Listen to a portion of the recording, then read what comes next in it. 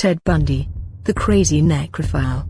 Ted Bundy was an American serial killer, kidnapper, rapist, and necrophile. He operated in various states in the USA and confessed to killing 30 women. He revisited crime scenes and indulged in sexual acts with the corpses. Bundy decapitated at least 12 victims and kept their heads as trophies in his apartment. Aged 42, Bundy died on the electric chair in 1989. His own defense attorney said, "Ted was the very definition of heartless evil." Ahmad Zuraji, the sorcerer, the cattle breeder from Indonesia, admitted to killing 42 girls and women between 1986 to 1997. As a part of his ritual, he used to bury them waist deep.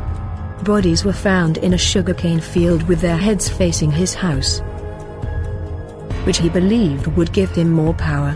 Zuraji was sentenced to death by a firing squad in 2008. Alexander Pikushkin, the chessboard killer. He was also known as the chessboard killer and the Bitzer Park maniac. His targets were homeless men whom he lured to his house with vodka. He is believed to have killed 49 people, most of them with repeated hammer blows to their heads, and inserted a vodka bottle into the gaping skull wound. He initially said he wanted to complete the number of squares on a chessboard and kill 64 people. Also, it is believed that he was in competition with another Russian serial killer, Andrei Chikatilo, who was convicted in 1992 for 53 killings.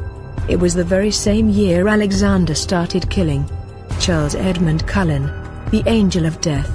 Cullen worked as a nurse in many hospitals but kept switching jobs, as he was fired for suspicious behavior from many of them. He confessed to murdering 40 elderly patients in New Jersey from 1984 to 2003.